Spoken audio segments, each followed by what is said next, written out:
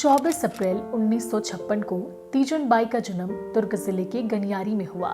छत्तीसगढ़ के पहले तिहार यानी तीजा के दिन वे पैदा हुई थी, इसलिए घर वालों ने उनका नाम तीजन रख दिया। वे अपनी माता पिता की इकलौती संतान थी। बचपन में उन्होंने अपने नाना यानी कि जो उनकी माँ के चाचा थे ब्रजलाल पारधी को पंडवानी गाते हुए सुना। उस प्रस्तुति ने उनके जीवन की दिशा बदल दी।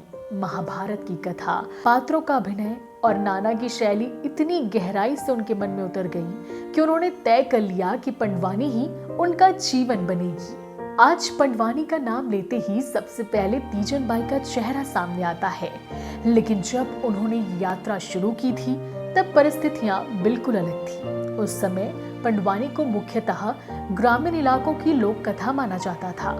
महिलाओं के लिए भी इसकी सीमाएं तय थी।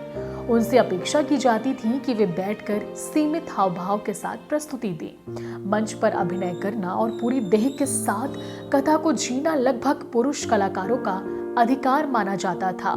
तीजन बाई ने इसी परंपरा को सबसे पहले चुनौती दी। उन्होंने बैठकर गाने की परंपरा छोड़ दी और खड़े होकर प्रस्तुति देना शुरू किया। महाभारत के पात्रों को केवल शब्दों से नहीं बल्कि अभिनय और देह भाषा से जीवंत किया। उनके इस अंदाज ने पंडवानी की कपालिक शैली को नई पहचान दी।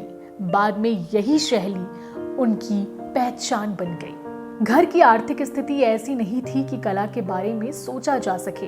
परिवार खेतों में मजदूरी करता था। खाली समय में खजूर और छिंद के पत्तों से झाड़ू और चटाइयां बनाकर बाजार में बेचता था। छोटी उम्र से ही तीजन भी यही काम करती थी।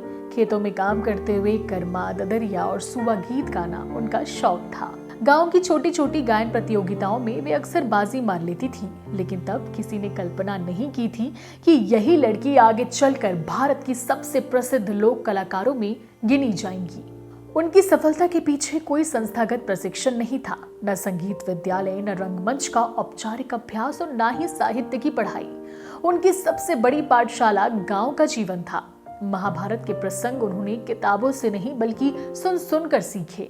माँ के चाचा, उनके नाना ब्रजलाल पारधी जब पांडवानी गाते तो छोटी तीजन दूर बैठकर पूरी कथा याद करती।